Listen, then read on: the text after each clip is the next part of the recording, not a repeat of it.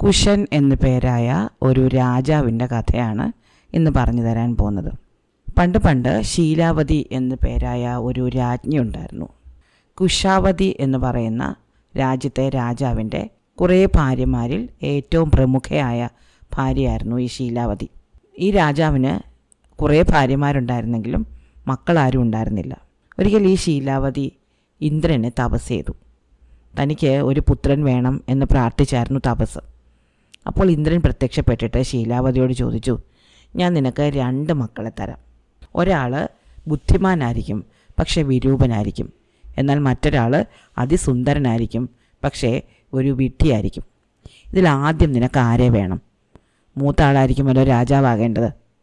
അപ്പോൾ ശീലാവതി പറഞ്ഞു, എനിക്ക് ബുദ്ധിമാനായ എന്നാൽ വിരൂപനായ മകനെ ആദ്യം കിട്ടണം. അങ്ങനെ ശീലാവതി അധികം താമസിക്കാതെ ഗർഭവതിയാകുകയും ഒരു മകനെ പ്രസവിക്കുകയും ചെയ്തു. ഈ മകനെ കാണാൻ ഒരു ഭംഗിയും ഉണ്ടായിരുന്നില്ല. രാജാവും രാജ്ഞിയും ചേർന്ന് തങ്ങളുടെ ആദ്യ സന്താനത്തിന് കുശൻ എന്ന് പേര് കൊടുത്തു. കുശൻ വളർന്നു. അവന് ഒരു 2-3 വയസ്സായപ്പോഴേക്കും ഒരു അനുജനുണ്ടായി. അവൻ്റെ പേര് ജയമ്പതി എന്നായിരുന്നു. ജയമ്പതി എന്ന് പറയുന്ന രാജകുമാരൻ അതീവ സുന്ദരനുമായിരുന്നു. വളർന്നു വരുന്ന കുശന് തൻ്റെ മുഖം വളരെയധികം സങ്കടമുണ്ടാക്കി. അതിൻ്റെ പ്രതിബിംബം കാണുമ്പോഴൊക്കെ താൻ എന്തുകൊണ്ടാണ് ഇങ്ങനെ ആയിപ്പോയത് എന്ന് ആ കുഞ്ഞ് വിചാരിക്കാറുണ്ടായിരുന്നു. ആർക്കും അധികം നേരം നോക്കി നിൽക്കാനാവാത്തത്ര വൈരൂപ്യമുള്ളൊരു മുഖമായിരുന്നു കുശൻ്റേത്. എന്നാൽ തൻ്റെ ആ ഒരു കുറവിനെ മറികടക്കാൻ വണ്ണം അവൻ നന്നായിട്ട് പഠിച്ചു. എല്ലാ വിഷയങ്ങളിലും അവൻ വളരെയധികം പ്രാവീണ്യം നേടി. സംഗീതത്തിലും സാഹിത്യത്തിലും ധനുർവിദ്യയിലും എന്ന് വേണ്ട അവൻ അറിയാത്ത കാര്യങ്ങളൊന്നും ഉണ്ടായിരുന്നില്ല. വർഷങ്ങൾ കടന്നുപോയി. കുശൻ വളർന്ന് ഒരു യുവാവായി തീർന്നു. തൻ്റെ വിദ്യാഭ്യാസം ഒരിക്കലും കുശൻ നിർത്തിയില്ല. ഒന്നല്ലെങ്കിൽ ഒന്ന് കുശൻ പഠിച്ചുകൊണ്ടേയിരുന്നു. അവൻ ശില്പവിദ്യ പഠിച്ചു, ചിത്രകല പഠിച്ചു, സംഗീതം പഠിച്ചു. അങ്ങനെ പഠനം തുടർന്നുകൊണ്ടിരുന്നു. അങ്ങനെ ഇരിക്കെ ഒരിക്കൽ രാജാവ് തൻ്റെ ഭാര്യയായ ശീലാവതിയെ വിളിച്ചിട്ട് പറഞ്ഞു, ശീലാവതി, നമ്മുടെ മകൻ കുശൻ വളർന്ന് യുവാവായിരിക്കുന്നു. എൻ്റെ മരണശേഷമല്ല, ഞാൻ ജീവിച്ചിരിക്കെ തന്നെ അവനെ രാജാവായി വാഴിക്കണം എന്നാണ് എൻ്റെ ആഗ്രഹം. അതിനുശേഷം നമുക്ക് വിശ്രമ ജീവിതം നയിക്കാമല്ലോ. എന്നാൽ അവനെ രാജാവാക്കുന്നതിന് മുമ്പ് അവൻ്റെ വിവാഹം കൂടി നടത്തിയാൽ കൊള്ളാമെന്നുണ്ട്. നമുക്ക് അവനെ പറ്റിയ ഒരു വധുവിനെ കണ്ടുപിടിക്കണം. ശീലാവതി പറഞ്ഞു, ശരിയാണ്, ഞാൻ ഈ കാര്യം കുറേ ദിവസം കൊണ്ട് വിചാരിക്കുന്നുണ്ട്. നമുക്ക് നമ്മുടെ മോനോടുകൂടി അഭിപ്രായം ചോദിക്കാം. അങ്ങനെ ഈ മാതാപിതാക്കൾ കുശനെ വിളിച്ചിട്ട് എങ്ങനെയുള്ളൊരു വധുവിനെയാണ് വേണ്ടത് എന്ന് ചോദിച്ചു. കുശൻ അറിയാം, സാധാരണ ഒരു പെൺകുട്ടി തന്നെ കണ്ടാൽ പേടിച്ചു പോകും, അല്ലെങ്കിൽ ഒരിക്കലും തന്നെ വിവാഹം കഴിക്കാൻ തയ്യാറാവുകയില്ല. താൻ നന്നായിട്ട് പാട്ട് പാടും, നന്നായിട്ട് ചിത്രം വരയ്ക്കും, നന്നായിട്ട് അമ്പെയ്യും എന്നൊന്നും പറഞ്ഞിട്ട് കാര്യമില്ല. പെൺകുട്ടികൾ സൗന്ദര്യം കൂടി നോക്കാറുണ്ട്. അതുകൊണ്ട് എങ്ങനെയെങ്കിലും ഈ ആലോചന ഒഴിവാക്കണം എന്നായി കുശൻ്റെ ചിന്ത. അതിനു വേണ്ടിയിട്ട് അദ്ദേഹം ഒരു ഉപായം കണ്ടുപിടിച്ചു. തൻ്റെ മുറിയിൽ കുറച്ച് കല്ല് വരുത്തിച്ചിട്ട് അദ്ദേഹം ആ കല്ലിൽ ഒരു ശില്പം കൊത്താൻ തുടങ്ങി. തൻ്റെ സങ്കല്പത്തിലുള്ളൊരു പെൺകുട്ടിയാണ് കുശൻ ഈ കല്ലിൽ കൊത്തിവെച്ചത്. അങ്ങനെ കുറേ ദിവസങ്ങൾ കൊണ്ട് വളരെ മനോഹരമായൊരു ശില്പം അദ്ദേഹം പൂർത്തിയാക്കിയതിന് ശേഷം തൻ്റെ മാതാപിതാക്കളെ തൻ്റെ മുറിയിലേക്ക് വിളിപ്പിച്ചു. എന്നിട്ട് ഈ ശില്പം കാണിച്ചു കൊടുത്തിട്ട് പറഞ്ഞു, നോക്കൂ, ഈ ശില്പത്തിൽ കാണുന്ന പെൺകുട്ടിയാണ് എനിക്ക് വിവാഹം കഴിക്കേണ്ടത്. അതല്ലെങ്കിൽ അതിൻ്റെ സൗന്ദര്യത്തിൻ്റെ പകുതിയെങ്കിലും ഉള്ള ഒരു പെൺകുട്ടിയെ. ഇത് മാത്രമാണ് എൻ്റെ ആഗ്രഹം. രാജാവും രാജ്ഞിയും ആ ശില്പത്തിലേക്ക് നോക്കി നിന്നു. അതിമനോഹരമായൊരു ശില്പമായിരുന്നു അത്. അത്രയധികം സൗന്ദര്യമുള്ള ഒരു പെൺകുട്ടിയെ എവിടെ നിന്ന് കണ്ടെത്തും എന്ന് അവർക്ക് അത്ഭുതം തോന്നി. എന്തായാലും രാജാവും രാജ്ഞിയും കുറേ സേവകരെ വിളിച്ചു. എന്നിട്ട് ഈ ശില്പം കാണിച്ചു. ഈ ശില്പവുമായിട്ട് നാടായ നാടകം നടക്കാനും ഈ ശില്പവുമായിട്ട് രൂപസാദൃശ്യമുള്ളൊരു പെൺകുട്ടിയെ കണ്ടുപിടിച്ചാൽ ഉടൻ തന്നെ വന്ന് അറിയിക്കാനും ഇവരെ ചട്ടം കെട്ടിയിട്ട് ഈ ശില്പവും കൊടുത്ത് ഇവരെ വിട്ടു. അങ്ങനെ വലിയൊരു സംഘം സേവകർ ഈ ശില്പവുമായിട്ട് യാത്ര തുടങ്ങി. ഇവർ പോകുന്നത് ഒരു രീതി ഉണ്ടായിരുന്നു. അവർ ഓരോ നഗരങ്ങളിൽ ചെന്ന് ഈ ശില്പം അവിടെ സ്ഥാപിക്കും. എന്നിട്ട് കുറച്ച് മാറി ഒളിച്ചിരിക്കും, അല്ലെങ്കിൽ വേഷപ്രച്ഛന്നരായിട്ട് അതിനടുത്തൊക്കെ നടക്കും. അപ്പോൾ അതുവഴി പോകുന്ന ആൾക്കാരൊക്കെ ഈ ശില്പത്തിനെ പറ്റി സംസാരിക്കുന്നത് കേൾക്കും. ആരെങ്കിലും ഇതുപോലെ ആരെങ്കിലും കണ്ടിട്ടുണ്ട് എന്ന് ഇതുവഴി മനസ്സിലാക്കാം എന്നാണ് ഇവർ കരുതിയത്. അങ്ങനെ ഒരുപാട് നഗരങ്ങളിൽ അവർ ഈ ശില്പം സ്ഥാപിച്ചെങ്കിലും ആരും ഇതുപോലൊരാളെ അറിയാം എന്ന് പറയുകയുണ്ടായില്ല. അങ്ങനെ വളരെ നിരാശരായിട്ട് ഈ സേവകർ ഈ ശില്പവുമായിട്ട് ഇങ്ങനെ യാത്ര തുടർന്നു. അങ്ങനെ കുറേ കാലത്തിന് ശേഷം അവർ സകലം എന്ന് പറയുന്ന ഒരു സ്ഥലത്തെത്തിച്ചേർന്നു. അത് മഥ എന്ന് പറയുന്ന രാജ്യത്തിൻ്റെ തലസ്ഥാനമായിരുന്നു. അവർ അവിടെ ഒരു കുളക്കരയിൽ ഈ ശില്പം സ്ഥാപിക്കുകയും ആ കുളക്കരയിലുള്ള ഒരു ഉദ്യാനത്തിൽ അവിടെ ഇവിടെയായിട്ട് ഈ ശില്പം കാണാൻ വരുന്ന ആൾക്കാരെ ശ്രദ്ധിച്ചുകൊണ്ടിരിക്കുകയും ചെയ്തു. അങ്ങനെ അവരിയ്ക്കുമ്പോൾ കുറേ സ്ത്രീകൾ ആ വഴി വന്നു. ആ കൂട്ടത്തിൽ കൂനുള്ള ഒരു സ്ത്രീ ഉണ്ടായിരുന്നു, പുറത്ത് കൂനുള്ള ഒരു സ്ത്രീ. ഈ കൂനുള്ള സ്ത്രീ ഈ പ്രതിമ കണ്ടിട്ട് അതിനടുത്തേക്ക് ഓടി ചെന്നിട്ട്, പ്രഭാവതി, അവിടുന്ന് എന്താണ് ഇങ്ങനെ നിൽക്കുന്നത്? കൊട്ടാരത്തിലേക്ക് പോകൂ. അവിടുന്ന് ഇതുപോലൊരു സ്ഥലത്ത് വന്ന് നിൽക്കുന്നത് കണ്ടാൽ രാജാവ് എന്ത് വിചാരിക്കും എന്ന് ചോദിച്ചു. എന്നിട്ടും ഈ പ്രതിമ അനങ്ങാൻ നിൽക്കുന്നത് കണ്ടപ്പോൾ അവർ ആ പ്രതിമയിൽ ചെന്ന് തൊട്ടു. അപ്പോഴാണ് ഇത് മനുഷ്യനല്ല, ഒരു പ്രതിമയാണ് എന്ന് ആ സ്ത്രീക്ക് മനസ്സിലായത്. അപ്പോൾ അവർ നാണിച്ച് ചിരിച്ചുകൊണ്ട് കൂടെയുള്ളവരോട് പറഞ്ഞു, അയ്യോ, ഞാനങ്ങ് നാണം കെട്ടുപോയി, നമ്മുടെ രാജകുമാരിയാണ് നിൽക്കുന്നതെന്ന് ഞാൻ വിചാരിച്ചു. അതേപോലെ തന്നെയുണ്ട് ഈ പ്രതിമ കണ്ടാൽ. ഇത് കേട്ടുകൊണ്ട് ചുറ്റുപാടും മാറി നിൽക്കുകയായിരുന്ന രാജഭടന്മാർ ഓടിയെത്തുകയും ഈ സ്ത്രീയോട് കാര്യങ്ങൾ അന്വേഷിക്കുകയും ചെയ്തു. അപ്പോൾ അവർ പറഞ്ഞു, അവരുടെ രാജാവിൻ്റെ 7 മക്കളിൽ മൂത്ത മകളായ പ്രഭാവതിയെ കണ്ടാൽ ഈ പ്രതിമ പോലെ തന്നെ ഇരിക്കും. ഈ വാർത്ത അറിഞ്ഞ സേവകർ ഉടൻ തന്നെ ഈ പ്രഭാവതിയുടെ പിതാവിനെ ചെന്ന് കണ്ടു. ഞങ്ങൾ കുശാവതി എന്ന് പറയുന്ന രാജ്യത്തു നിന്ന് വരികയാണ്. കുശാവതിയിലെ രാജാവിൻ്റെ മകനായ കുശൻ എന്ന രാജകുമാരന് വേണ്ടിയിട്ട് ഒരു വധുവിനെ അന്വേഷണം നടക്കുകയായിരുന്നു. അപ്പോൾ ആ വധുവിൻ്റെ ഛായയുള്ള ഒരു പ്രതിമ ഞങ്ങളിവിടെ കൊണ്ട് സ്ഥാപിച്ചു. അപ്പോൾ ആ പ്രതിമയുമായിട്ട് രൂപസാമ്യമുള്ളത് അങ്ങയുടെ മകൾ പ്രഭാവതിക്കാണെന്ന് അറിഞ്ഞു. അതുകൊണ്ട് തന്നെ ഞങ്ങൾ ഈ വിവാഹാലോചനയുമായിട്ട് മുന്നോട്ട് പോയിക്കൊള്ളട്ടെ എന്ന് ഈ സേവകർ ഈ രാജാവിനോട് ചോദിച്ചു.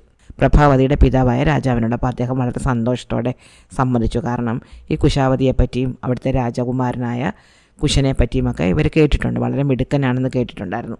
രാജാവ് സമ്മതം അറിയിച്ച ഉടനെ ഈ വാർത്തയുമായിട്ട് ഈ സേവകർ കുശാവതിയിലേക്ക് പോയി അവിടുത്തെ രാജാവിനോട് പ്രഭാവതിയെപ്പറ്റി അറിയിച്ചു. അങ്ങനെ കുശാവതിയിലെ രാജാവും അദ്ദേഹത്തിൻ്റെ പത്നിയായ ശീലാവതിയും കൂടി അവരുടെ മകൻ്റെ വധുവിനെ കാണാൻ വേണ്ടിയിട്ട് ഈ രാജ്യത്തേക്ക് വന്നു. സകലം എന്ന് പറയുന്ന രാജ്യത്തേക്ക്. സകലത്തിലെ ജനങ്ങളും അവിടുത്തെ രാജാവും രാജ്ഞിയും ഒക്കെ കൂടെ ചേർന്ന് തങ്ങളുടെ രാജകുമാരിക്ക് വിവാഹാലോചനയുമായിട്ട് വന്ന രാജാവിനെയും രാജ്ഞിയെയും സ്വീകരിക്കുകയും അവരോട് വളരെ നന്നായിട്ട് ഇടപെടുകയൊക്കെ ചെയ്തു. അപ്പോൾ ഇവർ ജാതകമൊക്കെ നോക്കി കുഴപ്പമൊന്നുമില്ല എന്നൊക്കെ മനസ്സിലാക്കിയപ്പോൾ ശീലാവതി ചെന്ന് പ്രഭാവതിയെ കണ്ടു. അപ്പോൾ പ്രഭാവതിയെ കണ്ടപ്പോൾ തൻ്റെ മകൻ എത്ര മനോഹരമായിട്ടാണ് പ്രഭാവതിയെ കൊത്തി വെച്ചിരുന്നത്, അവൻ്റെ സങ്കല്പത്തിൽ എങ്ങനെയാണ് പ്രഭാവതിയെ അവൻ കണ്ടെത്തിയതെന്ന് രാജ്ഞിക്ക് അത്ഭുതം തോന്നി. അത്രയ്ക്ക് സുന്ദരിയായിരുന്നു പ്രഭാവതി. അപ്പോൾ രാജ്ഞിക്ക് പക്ഷേ പേടിയും തോന്നി. കുശനെ കാണാൻ വളരെ വിരൂപനാണ്, പ്രഭാവതി അവനെ കണ്ടാൽ വേണ്ട എന്ന് പറയും എന്ന് രാജ്ഞിക്ക് ഉറപ്പുണ്ടായിരുന്നു. അപ്പോൾ രാജ്ഞി പ്രഭാവതി ചെന്ന് കണ്ടു. പ്രഭാവതിയെയും അച്ഛനെയും അമ്മയും എല്ലാം കൂടെ അടുത്ത് വിളിച്ചിരുത്തിയിട്ട് ഒരു കാര്യം പറഞ്ഞു. ഞങ്ങളുടെ നാട്ടിലെ ഒരു രീതിയുണ്ട്, ആ രീതി അനുസരിച്ചിട്ട് വിവാഹം കഴിഞ്ഞ് കുറച്ചു കാലം കഴിഞ്ഞതിന് ശേഷം മാത്രമേ വരൻ്റെ മുഖം വധുവിനെ കാണിക്കുകയുള്ളൂ. അപ്പോൾ ആ ആചാരത്തിന് നിങ്ങൾ സമ്മതിക്കണം. അപ്പോൾ രാജാവും രാജ്ഞിയും പ്രഭാവതിയും ഇക്കാര്യത്തിൽ എതിർപ്പൊന്നും പ്രകടിപ്പിച്ചില്ല. കാരണം ഇവർക്ക് ഈ രാജകുമാരൻ്റെ സംഗീതത്തിനെ പറ്റിയും സാഹിത്യത്തിനെ പറ്റിയൊക്കെ കേട്ടറിവുണ്ട്.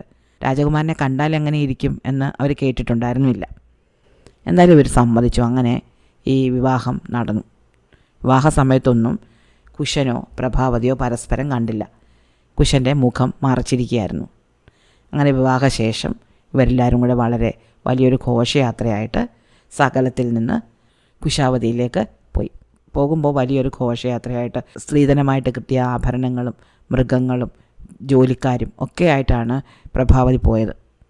പ്രഭാവതിയെ കുശാവതിയിലെ ജനങ്ങൾ വളരെ സന്തോഷത്തോടെ സ്വീകരിച്ചു. പക്ഷേ പ്രഭാവതി അപ്പോഴും കുശൻ്റെ മുഖം കാണുന്നില്ല. വിവാഹം കഴിഞ്ഞു. അതിനുശേഷം വലിയൊരു വിരുന്നൊക്കെ ഉണ്ടായിരുന്നു.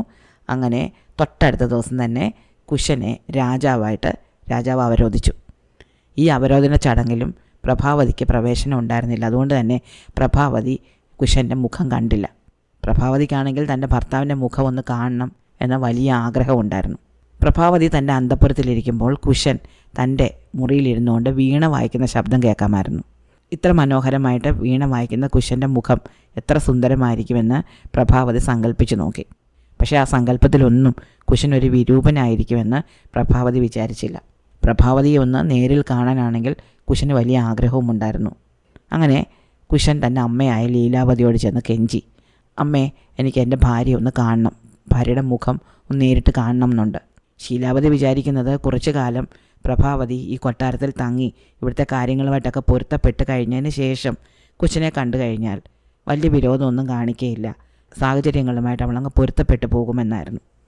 പക്ഷേ മകൻ്റെ നിർബന്ധം ഇങ്ങനെ ആയപ്പോൾ അമ്മ പറഞ്ഞൊരു കാര്യം ചെയ്യാം, നീ നമ്മളുടെ ആനക്കൊട്ടയിലേക്ക് പോകാം, അവിടെ നമ്മുടെ ആനകളെ നോക്കുന്ന ഒരു പാപ്പാനായിട്ട് വേഷം മാറിയിട്ട് നീ അവിടെ നിന്നാൽ മതി. അപ്പോൾ ഞാൻ പ്രഭാവതി അങ്ങോട്ട് പറഞ്ഞു വിടാം.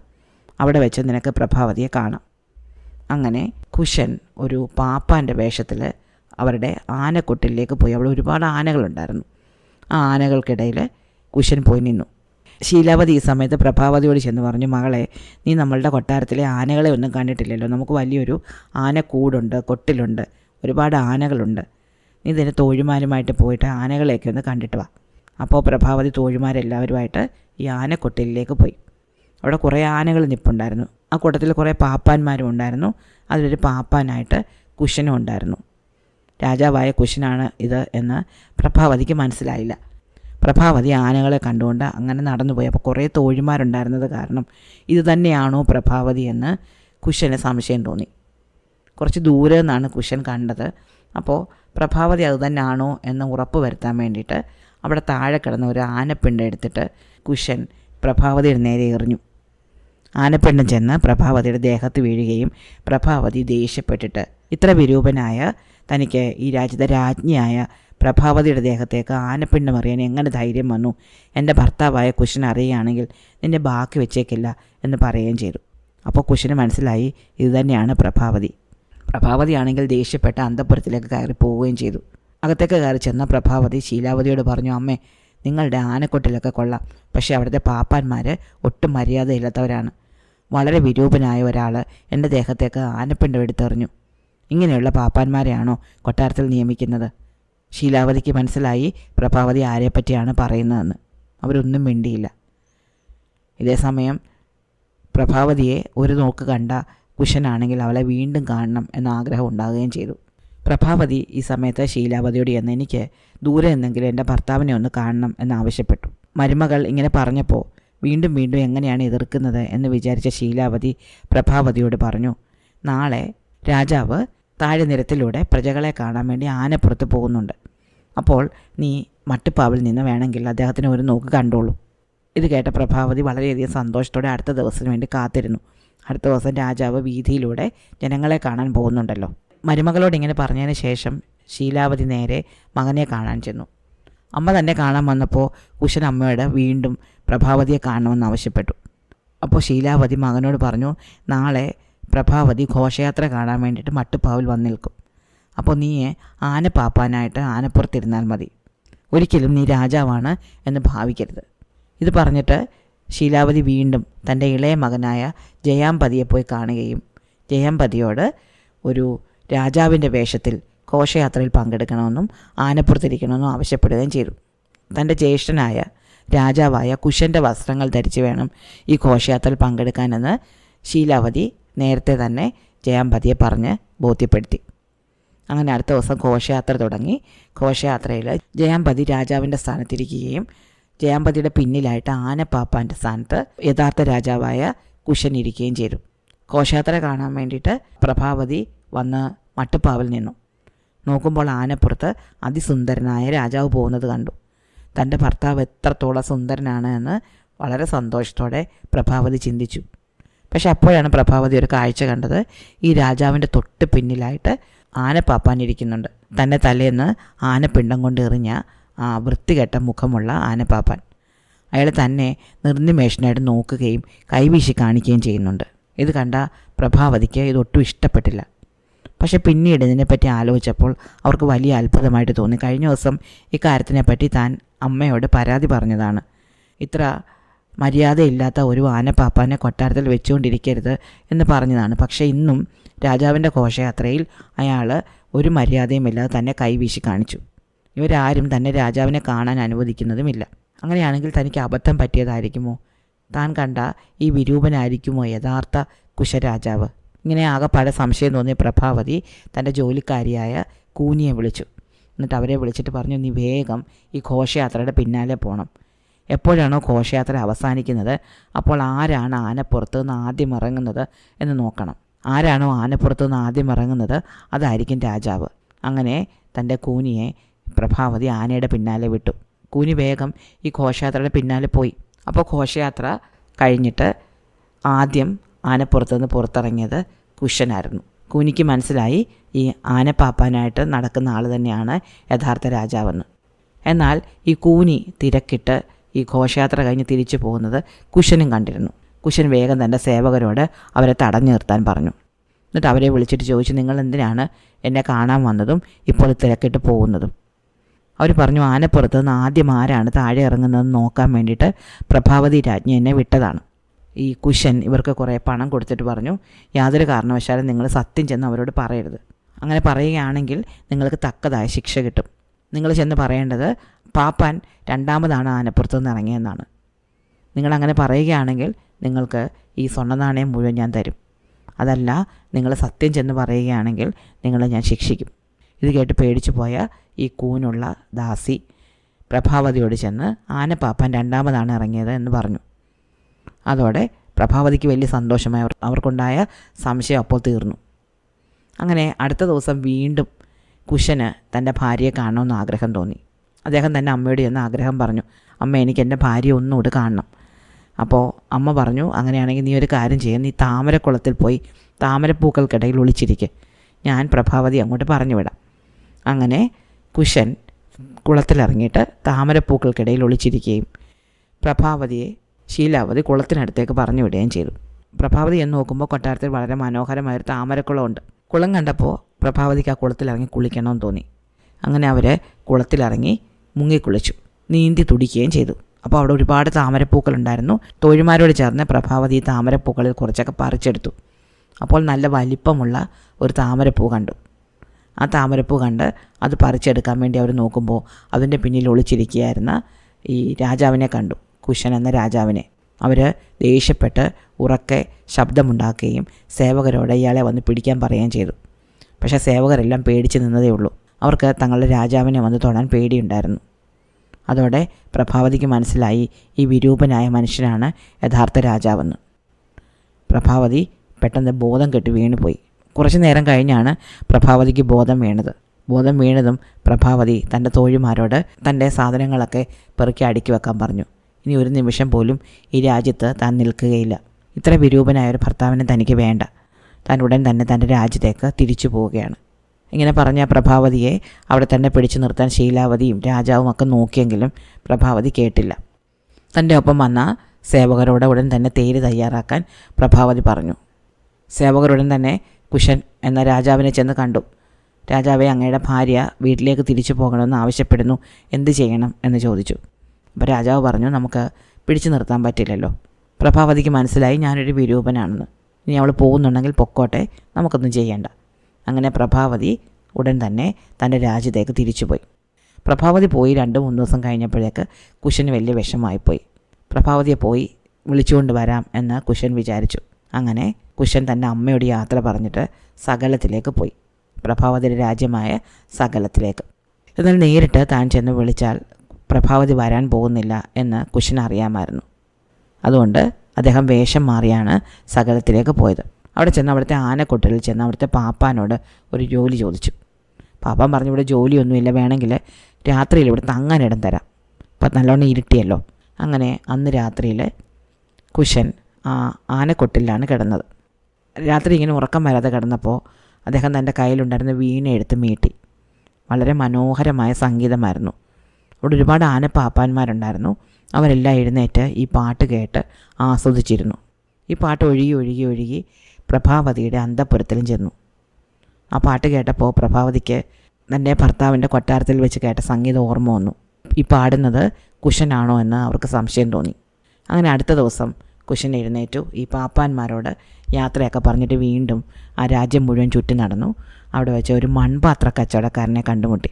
അയാളോട് തനിക്കൊരു ജോലി തരാമോ എന്ന് ചോദിച്ചു. അപ്പോൾ മൺപാത്ര കച്ചവടക്കാരൻ പറഞ്ഞു, എനിക്ക് മൺപാത്രം ഉണ്ടാക്കാൻ ഈടായിട്ട് വലിയ ബുദ്ധിമുട്ടാണ്, ഞാൻ പ്രായമായി, അതുകൊണ്ട് ഞാൻ ഈ വിദ്യ നിനക്ക് പറഞ്ഞു തരാം, നീ എനിക്ക് കുറച്ച് മൺപാത്രങ്ങൾ ഉണ്ടാക്കി തരണം. അങ്ങനെ ഈ രാജാവായ കുശൻ ഈ മൺപാത്ര കച്ചവടക്കാരൻ്റെ ഒപ്പം മൺപാത്രങ്ങൾ ഉണ്ടാക്കാൻ കൂടി. അങ്ങനെ കുശവന്മാരുടെ തെരുവിൽ പോയി ഈ വിദ്യ പഠിച്ച കുശൻ വളരെ മനോഹരങ്ങളായ കുറേ പാത്രങ്ങളുണ്ടാക്കി. ഈ പാത്രങ്ങൾ കണ്ടപ്പോൾ ഈ മൺപാത്ര കച്ചവടക്കാരൻ പറഞ്ഞു, അയ്യോ, ഇത്ര മനോഹരമായ പാത്രങ്ങൾ ഞാൻ ഇന്നേ വരെ കണ്ടിട്ട് കൂടിയില്ല.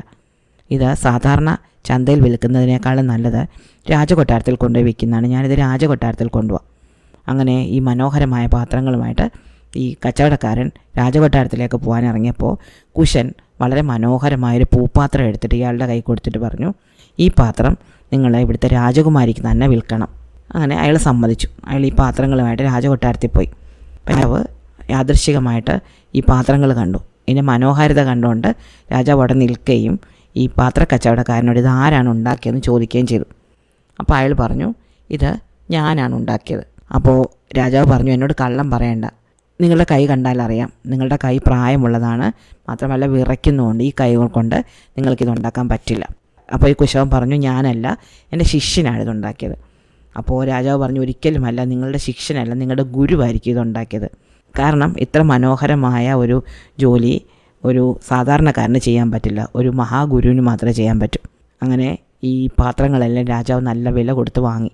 അപ്പോൾ ഈ പാത്രങ്ങൾ കൊടുക്കുന്ന സമയത്ത് കുശവൻ പറഞ്ഞു, എനിക്ക് ഈ പാത്രം ഉണ്ടാക്കാൻ തന്ന ആൾ ഈ പാത്രം രാജകുമാരിക്ക് കൊടുക്കണമെന്ന് പ്രത്യേകം പറഞ്ഞിട്ടുണ്ട്. അപ്പോൾ രാജാവ് പറഞ്ഞു, അങ്ങനെയാണെങ്കിൽ ഒരു കാര്യം ചെയ്യൂ, ഈ പാത്രം നിങ്ങൾ തന്നെ രാജകുമാരിക്ക് കൊണ്ടുപോയി കൊടുത്തോളൂ. അങ്ങനെ കുശവൻ ഈ പാത്രവുമായിട്ട് രാജകുമാരിയുടെ അടുത്ത് ചെന്നു. എന്നിട്ട് പറഞ്ഞു, ഈ പാത്രം എൻ്റെ ഒരു ശിഷ്യൻ അങ്ങയ്ക്ക് വേണ്ടി പ്രത്യേകമായിട്ട് ഉണ്ടാക്കിയതാണ്. ഈ കുശവൻ കൊണ്ടുവന്ന മൺപാത്രത്തിലേക്ക് പ്രഭാവതി സൂക്ഷിച്ചു നോക്കിയപ്പോൾ അത് മനോഹരമാണെങ്കിലും അതിലെ കൊത്തുപണികളിൽ തന്നെയും തൻ്റെ ദാസിയായ കൂനിയെയും ഒക്കെ അവർ കണ്ടു. ഇത് കുശൻ തന്നെ ചെയ്തതാണ് എന്ന് അവർക്ക് മനസ്സിലായി. കുശൻ തന്നെ തേടി തൻ്റെ നാട്ടിൽ വന്നിട്ടുണ്ട് എന്ന് ഇതോടെ പ്രഭാവതിക്ക് ഉറപ്പായി. ആ കുശവൻ്റെ മുന്നിൽ വെച്ച് തന്നെ അവർ ഈ മൺപാത്രം എടുത്ത് നിലത്തെറിഞ്ഞ് ഉടച്ചു കളഞ്ഞു. എനിക്ക് ഈ പാത്രം ഒട്ടും ഇഷ്ടപ്പെട്ടില്ല എന്ന് അവർ പറയുകയും ചെയ്തു. വളരെ വിഷമത്തോടെ ഈ മൺപാത്ര കച്ചവടക്കാരൻ തൻ്റെ സഹായിയായ യുവാവിൻ്റെ അടുത്തേക്ക് എത്തി. എന്നിട്ട് പറഞ്ഞു, ഇതാ രാജാവ് എനിക്ക് കുറച്ച് പണം തന്നിട്ടുണ്ട്, രാജാവിന് അങ്ങുണ്ടാക്കിയ പാത്രങ്ങളൊക്കെ വളരെയധികം ഇഷ്ടപ്പെട്ടു, ഞാനാണത് ഉണ്ടാക്കിയെന്ന് പറഞ്ഞിട്ട് രാജാവ് വിശ്വസിച്ചതേയില്ല. പക്ഷേ ഞങ്ങളുടെ രാജകുമാരിയായ പ്രഭാവതിക്ക് ഈ പാത്രങ്ങളൊന്നും ഇഷ്ടപ്പെട്ടതേയില്ല, അവരെ അതെല്ലാം നിലത്തെറിഞ്ഞ് ഉടച്ചു കളഞ്ഞു. കുശൻ പ്രത്യേകിച്ചൊന്നും പറഞ്ഞില്ല. തനിക്ക് വെച്ച് നീട്ടിയ പണം കുശൻ സ്നേഹപൂർവ്വം നിരസിച്ചു. ആ മൺപാത്ര കച്ചവടക്കാരനോട് അയാൾ പറഞ്ഞു, എനിക്ക് പണത്തിൻ്റെ ആവശ്യമൊന്നുമില്ല, ഈ പണം നിങ്ങൾ തന്നെ എടുത്തോളൂ. എന്തായാലും ഞാൻ നിങ്ങളുടെ അടുത്തു നിന്ന് മൺപാത്രം ഉണ്ടാക്കുന്ന വിദ്യ പഠിച്ചല്ലോ, ഇനി മറ്റെന്തെങ്കിലും വിദ്യ പഠിക്കാമെന്നാണ് ഞാൻ വിചാരിക്കുന്നത്, അതുകൊണ്ട് ഞാൻ നിങ്ങളോട് തൽക്കാലം യാത്ര പറയുകയാണ്. അങ്ങനെ കുശൻ വീണ്ടും അയാളുടെ അടുത്തു നിന്ന് ഇറങ്ങി നടന്നു. ആ നാട്ടിലാകെ ചുറ്റും നടന്നപ്പോൾ ഒരു വിശറി ഉണ്ടാക്കുന്ന ആളെ കണ്ടു. സാധാരണ വിശറിയല്ല, രാജകൊട്ടാരത്തിൽ ഉപയോഗിക്കുന്ന വലിയ വെൺചാമരം. അങ്ങനെ ഈ ചാമരം ഉണ്ടാക്കുന്ന ആളുടെ കൂടെ അയാളുടെ ജോലി പഠിക്കാൻ വേണ്ടിയിട്ട് കുശൻ ചെന്നു. അയാൾക്ക് വലിയ സന്തോഷമായി, കാരണം ഒരു സഹായിയെ കിട്ടിയല്ലോ. അങ്ങനെ കുറച്ച് ദിവസങ്ങൾ കൊണ്ട് തന്നെ വളരെ മനോഹരമായിട്ട് വിശറി ഉണ്ടാക്കാൻ കുശൻ പഠിച്ചു. മാത്രമല്ല നല്ല തഴ എടുത്തിട്ട് കൈതയുടെ ഓല അത് വൃത്തിയാക്കിയിട്ടാണ് തഴ ഉണ്ടാക്കുന്നത്. ഈ തഴ കൊണ്ട് വളരെ മനോഹരമായിട്ട് വിശറി ഉണ്ടാക്കുന്നതിൽ കുശൻ വലിയ ഒരു വിദഗ്ധനായിട്ട് തീരുകയും ചെയ്തു. അങ്ങനെ ഈ വിദ്യ നന്നായിട്ട് പഠിച്ചതിന് ശേഷം കുശൻ വളരെ മനോഹരങ്ങളായ കുറേ വിശറികൾ ഉണ്ടാക്കി. അത്ര മനോഹരങ്ങളായ വിശറികൾ അതിനു മുമ്പ് ഈ വിശറി ഉണ്ടാക്കുന്ന ആൾ ഉണ്ടാക്കിയിട്ടേ ഉണ്ടായിരുന്നില്ല. എന്തായാലും വളരെ സന്തോഷത്തോടെ അയാൾ ഇതെല്ലാം രാജാവിൻ്റെ അടുത്തേക്ക് കൊണ്ടുപോയി, രാജകൊട്ടാരത്തിലേക്ക് കൊണ്ടുപോയി. അങ്ങനെ കൊണ്ടുപോകാൻ നേരത്ത് തൂവലുകളൊക്കെ തുന്നിച്ചേർത്ത് മനോഹരമാക്കിയൊരു വിശറി കാണിച്ചിട്ട് കുശൻ ഇയാളോട് പറഞ്ഞു, എല്ലാം നിങ്ങൾ രാജകൊട്ടാരത്തിലേക്കാണല്ലോ കൊണ്ടുവന്നത്, അപ്പോൾ ഈ പ്രത്യേക വിശറി രാജകുമാരിക്ക് കൊടുക്കാൻ പറയണം. അവിടെ 7 രാജകുമാരിമാരുണ്ടെന്ന് എനിക്കറിയാം, അതിൽ മുതിർന്ന രാജകുമാരിയായ പ്രഭാവതിക്ക് തന്നെ ഈ വിശറി കൊടുക്കണം. അങ്ങനെ ഈ വിശറി കച്ചവടക്കാരൻ സമ്മതിച്ച് അങ്ങനെ ഇയാൾ ഇതെല്ലാം കൊണ്ട് രാജകൊട്ടാരത്തിൽ കൊണ്ടുവന്നു. അവിടെ എല്ലാവർക്കും ഇത് വളരെയധികം ഇഷ്ടപ്പെട്ടു.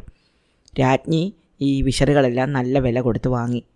അപ്പോൾ ഈ വിശറി കച്ചവടക്കാരൻ പറഞ്ഞു, എനിക്ക് ഒരാഗ്രഹമുണ്ട്, ഈ പ്രത്യേക വിശറി ഉണ്ടല്ലോ ഇത് രാജകുമാരിക്ക് തന്നെ കൊടുക്കണം. അപ്പോൾ രാജ്ഞി ഈ വിശറി കച്ചവടക്കാരനോട് ചോദിച്ചു, നിങ്ങൾ സാധാരണ എപ്പോഴും വിശറി ഇങ്ങനെ ഉണ്ടാക്കിക്കൊണ്ട് വരാറുണ്ടല്ലോ, പക്ഷേ ഇത്തവണത്തെ വിശറികൾക്ക് വളരെയധികം പ്രത്യേകതകളുണ്ട്, അത് വളരെ മനോഹരമായിരിക്കും, ഇത് ആരുണ്ടാക്കിയതാണ്? അപ്പോൾ അയാൾ പറഞ്ഞത് ഞാൻ തന്നെ ഉണ്ടാക്കിയതാണ്. അപ്പോൾ രാജ്ഞി പറഞ്ഞു, അത് കള്ളം പറയുകയാണെന്ന് എനിക്കറിയാം, ഇത് നിങ്ങൾ ഉണ്ടാക്കിയാൽ എത്ര കാലമായിട്ട് നിങ്ങളിവിടെ വിശറി വിൽക്കുകയാണ്, ഇത്ര നന്നായിട്ട് നിങ്ങളിതുവരെ വിശറി കൊണ്ടുവന്നിട്ടില്ല. നിങ്ങൾ കൊണ്ടുവരുന്ന വിശറികൾ വളരെ നല്ലതാണെന്നാണ് ഞാൻ വിചാരിച്ചിരുന്നത്, പക്ഷേ നിങ്ങളിപ്പോൾ കൊണ്ടുവന്ന വിശറികൾ കണ്ടപ്പോഴാണ് വിശറികൾ ഇത്രയും മനോഹരമായിട്ട് ഉണ്ടാക്കാൻ പറ്റുമെന്ന് ഞങ്ങൾക്ക് മനസ്സിലാക്കിയത് തന്നെ. അപ്പോൾ ഇയാൾ പറഞ്ഞു, ഇത് ഞാൻ ഉണ്ടാക്കിയല്ല, എൻ്റെ സഹായി ഉണ്ടാക്കിയാണ്, എൻ്റെ ശിഷ്യൻ ഉണ്ടാക്കിയതാണ്. അപ്പോൾ രാജ്ഞി പറഞ്ഞു, അത് നിങ്ങളുടെ ശിഷ്യനല്ല, നിങ്ങളുടെ ഗുരുവാണെന്ന് വിചാരിച്ചോണം. ഈ വിശറിയിൽ നിന്ന് നിങ്ങൾക്ക് ഒരുപാട് കാര്യങ്ങൾ പഠിക്കാനുണ്ട്, ഇങ്ങനെ വേണം നന്നായിട്ട് വിശറി ഉണ്ടാക്കാൻ. ഇതൊക്കെ പറഞ്ഞിട്ട് രാജ്ഞി ഇയാളെ വിളിച്ചുകൊണ്ട് ഈ വിശറികൾ എടുപ്പിച്ച് രാജകുമാരിമാരുടെ അന്തഃപുരത്തിലേക്ക് പോവുകയും പ്രഭാവതിക്ക് വേണ്ടി കൊണ്ടുവന്ന വിശറി പ്രഭാവതിക്ക് കൊടുക്കുകയും ചെയ്തു. പ്രഭാവതി ആ വിശറി എടുത്ത് നോക്കി. അപ്പോൾ അതിലെ ചിത്രപ്പണികളും അതിൽ വരച്ചിരിക്കുന്ന ചിത്രങ്ങളും ഒക്കെ കണ്ടപ്പോൾ ഇത് കുശനുണ്ടാക്കിയതാണ് എന്ന് പ്രഭാവതിക്ക് മനസ്സിലായി. അതിൽ വളരെ മനോഹരമായ ചിത്രപ്പണികളായിരുന്നു ചെയ്തിരുന്നത്. ദേഷ്യം വന്ന പ്രഭാവതി ഉടൻ തന്നെ അവിടെ കത്തിക്കൊണ്ടിരുന്ന ഒരു വിളക്കിന് നേരെ ഇത് കാണിച്ച് അത് കത്തിച്ച് കളഞ്ഞു. എന്നിട്ട് പറഞ്ഞു, എനിക്കിത് ഇഷ്ടപ്പെട്ടില്ല. ഈ വിശറി കച്ചവടക്കാരൻ വളരെ സങ്കടത്തോടെ കുശൻ്റെ അടുത്തേക്ക് ചെന്നു. എന്നിട്ട് പറഞ്ഞു, എല്ലാവർക്കും അത് ഇഷ്ടപ്പെട്ടു, എല്ലാവരും വളരെ നല്ല അഭിപ്രായങ്ങൾ പറഞ്ഞു, പക്ഷേ പ്രഭാവതി എന്ന രാജകുമാരിക്ക് മാത്രം ഈ വിശറി ഇഷ്ടപ്പെട്ടില്ല. അവർക്ക് കൊടുത്ത ആ പ്രത്യേക വിശറി അവരത് കത്തിച്ച് കളഞ്ഞു. അപ്പോൾ കുശൻ പറഞ്ഞു, സാരമില്ല. അപ്പോൾ വിശറി കച്ചവടക്കാരനും ഈ പണം കുശന് കൊടുത്തെങ്കിലും അതൊന്നും കുശൻ വാങ്ങിയില്ല. കുശൻ പറഞ്ഞു, ഞാൻ ഈ വിദ്യ പഠിച്ചല്ലോ, ഇനി എനിക്ക് മറ്റെന്തെങ്കിലും ഒരു വിദ്യ പഠിക്കണം, അതുകൊണ്ട് ഞാൻ ഇവിടുന്ന് പോവാണ്. അങ്ങനെ കുശൻ വീണ്ടും അയാളോട് യാത്ര പറഞ്ഞിട്ട് എവിടെ ഒരു ജോലി കിട്ടും എന്ന് അന്വേഷിച്ച് നടന്നപ്പോൾ രാജകൊട്ടാരത്തിലെ പാചകക്കാരൻ്റെ സഹായി അവിടുന്ന് ജോലി ഉപേക്ഷിച്ച് പോയി എന്നറിഞ്ഞു. കുശൻ പാചകക്കാരനെ ചെന്ന് കണ്ടിട്ട് തനിക്ക് ഇവിടെ ജോലി തരണമെന്ന് അപേക്ഷിക്കുകയും അങ്ങനെ ഈ പാചകക്കാരൻ കുശനെ അയാളുടെ സഹായിയായിട്ട് കൂട്ടുകയും ചെയ്തു. അങ്ങനെ കുശൻ പ്രഭാവതിയുടെ രാജകൊട്ടാരത്തിലെ പാചകക്കാരനായിട്ട് തീർന്നു. കുശൻ അവിടെ പ്രത്യേകിച്ച് പാചകമൊന്നും ചെയ്യുമായിരുന്നില്ല. പാചകക്കാരൻ ചെയ്യുന്ന പ്രധാന കാര്യങ്ങൾക്ക് അയാളെ സഹായിക്കുക മാത്രമേ ഉണ്ടായിരുന്നുള്ളൂ. അയാൾക്ക് കറിക്ക് നുറുക്കി കൊടുക്കുക, പാത്രങ്ങൾ കഴുകി കൊടുക്കുക, അരച്ചു കൊടുക്കുക തുടങ്ങിയ ജോലികളാണ് കുശൻ ചെയ്തുകൊണ്ടിരുന്നത്. ഈ പാചകക്കാരൻ ഒരു സാധനം വാങ്ങുമ്പോൾ അതിൻ്റെ പ്രധാന കഷ്ണങ്ങളൊക്കെ രാജകൊട്ടാരത്തിലെ തീന്മേശയിലേക്ക് എടുത്തിട്ട് ബാക്കി ഭാഗം വരുന്നതൊക്കെ തൻ്റെ സഹായിമാർക്ക് കൊടുക്കുമായിരുന്നു. അവർക്ക് അടുക്കളയിൽ വെച്ച് തന്നെ അതെന്താണെന്ന് വെച്ചാൽ പാകം ചെയ്ത് കഴിക്കാം. അങ്ങനെ കുറേ ദിവസങ്ങൾക്ക് ശേഷം ഒരു ദിവസം ഇയാൾ നല്ലൊരു കറി വെച്ചിട്ട് ആ കറിക്ക് നുറുക്കിയ പച്ചക്കറിയുടെ ബാക്കി ഭാഗങ്ങളൊക്കെ കൂടെ കുശന് കൊടുത്തു. കുശന് കൊടുത്തിട്ട് പറഞ്ഞു, ഇത് ബാക്കി വന്ന പച്ചക്കറിയാണ്, നല്ല കഷ്ണങ്ങൾ മുറിച്ച് മാറ്റിയതിന് ശേഷം ബാക്കി വന്നവ, ഇത് നീ എന്താണെന്ന് വെച്ചാൽ കറി വെച്ച് കഴിച്ചോ എന്ന് പറഞ്ഞു. അപ്പോൾ രാജാവിനും രാജ്ഞിക്കും രാജകുമാരിമാർക്കുമുള്ള പാചകമൊക്കെ തീർന്നു കഴിഞ്ഞതിന് ശേഷം കുശൻ ഈ ബാക്കി സാധനങ്ങൾ വെച്ചിട്ട് ഒരു കറി ഉണ്ടാക്കി. കുശൻ ഇങ്ങനെ കറി വെച്ചുകൊണ്ട് നിൽക്കുന്ന സമയത്താണ് രാജാവ് തീന്മേശയിൽ കഴിക്കാൻ വന്നിരുന്നത്. അപ്പോൾ പാചകക്കാരൻ വളരെ സ്നേഹത്തോടെ എല്ലാ കാര്യങ്ങളും രാജാവിന് വിളമ്പി കൊടുത്തു. പക്ഷേ രാജാവ് കഴിക്കാൻ തുടങ്ങിയില്ല. രാജാവ് ഇങ്ങനെ നോക്കിയിരിക്കുകയാണ്. അപ്പോൾ പാചകക്കാരൻ ചോദിച്ചു, എന്താ അങ്ങനെ കഴിക്കാത്തത്? അപ്പോൾ രാജാവ് പറഞ്ഞു, നിങ്ങൾ മുഴുവൻ വിളമ്പിയില്ലല്ലോ, നല്ലൊരു മണം വരുന്നുണ്ട്, ആ മണം വരുന്ന സാധനം ഇവിടെ വിളമ്പിയിട്ടില്ല. അപ്പോൾ പാചകക്കാരൻ പറഞ്ഞു, ഞാൻ അടുക്കളയിൽ ഉണ്ടാക്കിയ സാധനങ്ങൾ മുഴുവൻ അങ്ങയുടെ മുന്നിൽ വിളമ്പിയിട്ടുണ്ട്, ഒന്നും ഞാൻ അടുക്കളയിൽ വെച്ചിട്ടില്ല. അപ്പോൾ രാജാവ് പറഞ്ഞു, അങ്ങനെയല്ല, നിങ്ങൾ എൻ്റെ മുന്നിൽ വെക്കാത്ത എന്തോ ഒരു സാധനം അടുക്കളയിൽ വേവുന്നുണ്ട്, അതിൻ്റെ മണം ഇവിടം വരെ വരുന്നുണ്ട്. അപ്പോൾ പാചകക്കാരൻ ചെന്ന് നോക്കുമ്പോൾ കുശൻ ഒരു മൂലയ്ക്കിരുന്ന് കറി വെക്കുകയാണ്, അയാൾക്ക് കഴിക്കാനുള്ള കറി. അയാൾ അതിൽ നിന്ന് കുറച്ച് കറി എടുത്തുകൊണ്ടുവന്ന് രാജാവിന് കൊടുക്കുകയും രാജാവ് വളരെ രുചിയോടെ അത് കഴിക്കുകയും ചെയ്തു. രാജകുമാരിമാർക്കും രാജ്ഞിക്കുമൊക്കെ ഈ കറിയുടെ പങ്ക് രാജാവ് കൊടുത്തു. അതിനുശേഷം ഈ പാചകക്കാരനോട് ചോദിച്ചു, ഇത് ആരാണ് ഉണ്ടാക്കിയത്? അയാൾ പറഞ്ഞു, എൻ്റെ ശിഷ്യനാണ്. രാജാവ് പറഞ്ഞു, നിൻ്റെ ശിഷ്യനല്ല, നിൻ്റെ ഗുരുവാണ്. നീ അയാൾക്ക് ശിഷ്യപ്പെട്ട് നല്ലവണ്ണം കറി വെക്കാൻ പഠിച്ചു. അയാൾ നല്ലൊരു പാചകക്കാരനാണ്. ഇനി എനിക്കുള്ള കറികളൊക്കെ അയാൾ ഉണ്ടാക്കിയാൽ മതി. പക്ഷേ പ്രഭാവതിക്ക് മനസ്സിലായി ആരാണ് അടുക്കളയിൽ ഈ പാചകം ചെയ്യുന്നതെന്ന്. പ്രഭാവതി ആ കുശൻ ഉണ്ടാക്കുന്ന കറികളൊന്നും തൊടാതായി.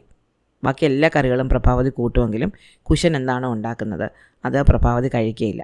അങ്ങനെ ഇരിക്കെ ഒരു ദിവസം പ്രഭാവതി അടുക്കള ഭാഗത്തോട് പോവുകയായിരുന്നു. അപ്പോൾ കുശൻ കുറേ വിറകുമായിട്ട് അടുക്കളയിലേക്ക് കയറി വരുന്നത് പ്രഭാവതി കണ്ടു. കുശൻ തന്നെ കാണാത്ത വണ്ണം ഒരു വാതിലിൽ മറഞ്ഞു നിന്നുകൊണ്ട് പ്രഭാവതി കുശനോട്, എന്തിനാണ് എൻ്റെ പിന്നാലെ ഇങ്ങനെ നടക്കുന്നത്? എനിക്ക് നിങ്ങളെ ഒട്ടും ഇഷ്ടമല്ല, യാതൊരു കാരണവശാലും ഞാൻ നിങ്ങളുടെ കൂടെ നിങ്ങളുടെ രാജ്യത്തേക്ക് വരാൻ പോകുന്നില്ല എന്ന് പറഞ്ഞു. ഇത് കേട്ട കുശന് വളരെയധികം സങ്കടം തോന്നി. 6-7 മാസമായിട്ട് പ്രഭാവതിക്ക് വേണ്ടിയിട്ട് അയാൾ പ്രഭാവതിയുടെ രാജ്യത്ത് വന്ന് താമസിക്കുകയാണ്. എന്തെല്ലാം ജോലികൾ ചെയ്തു, ഏതെല്ലാം രീതിയിൽ പ്രഭാവതിയുടെ മുന്നിലേക്ക് തൻ്റെ സ്നേഹവും കരുതലും അയാൾ എത്തിച്ചു. പക്ഷേ അപ്പോഴും പ്രഭാവതിക്ക് തന്നോടൊട്ടും താല്പര്യമില്ല. അങ്ങനെയാണെങ്കിൽ ഇനി ഇവിടെ നിൽക്കണ്ട എന്ന് തന്നെ കുശൻ വിചാരിച്ചു. തൊട്ടടുത്ത ദിവസം ആ നാട് വിട്ട് അവിടുന്ന് പോകാൻ തന്നെ അയാൾ തീരുമാനിച്ചു. ഈ കുശൻ എന്നത് ഇന്ദ്രൻ്റെ അനുഗ്രഹം കാരണം ഉണ്ടായ ഒരു കുട്ടിയായിരുന്നല്ലോ. അതുകൊണ്ട് തന്നെ ഇന്ദ്രന് കുശൻ എന്ന രാജാവിനോട് വളരെയധികം വാത്സല്യമുണ്ടായിരുന്നു. സ്വർഗ്ഗലോകത്തിരുന്നു കൊണ്ട് കുശൻ്റെ ചെയ്തികളൊക്കെ ഇന്ദ്രൻ നോക്കുന്നുണ്ടായിരുന്നു. ഇന്ദ്രന് വലിയ സങ്കടം തോന്നി. ഈ കാര്യത്തിലൊന്ന് ഇടപെടാൻ ഇന്ദ്രൻ തീരുമാനിച്ചു. അങ്ങനെ ഇന്ദ്രൻ ഒരു 6 കത്തുകൾ തയ്യാറാക്കി 6 രാജാക്കന്മാർക്ക് അയച്ചു. ഈ 6 കത്തുകളിലും ഒരേ കാര്യങ്ങൾ തന്നെയായിരുന്നു എഴുതിയിരുന്നത്. അത് പ്രഭാവതിയുടെ പിതാവായ രാജാവ് എഴുതുന്നൊരു കത്തായിട്ടാണ് ഈ ഇന്ദ്രൻ എല്ലാവർക്കും അയച്ചത്.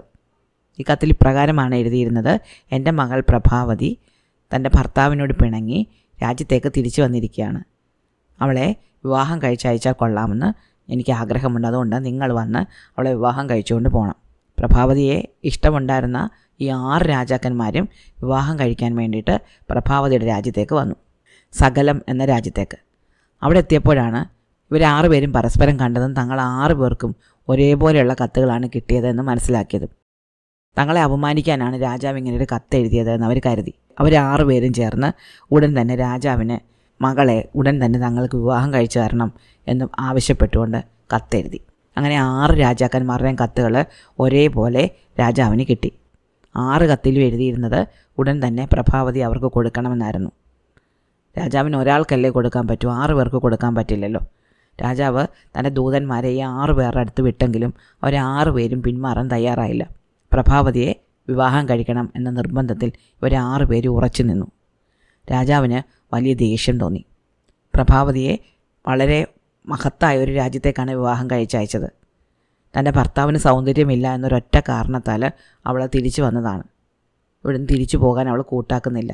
ഇപ്പോൾ രാജ്യത്തിനാകെ അവൾ ഭീഷണിയായിരിക്കുകയുമാണ്. ഈ 6 പേരെ നിരാശപ്പെടുത്തുകയാണെങ്കിൽ അവർ തൻ്റെ രാജ്യത്തിന് നേരെ യുദ്ധത്തിന് വരും.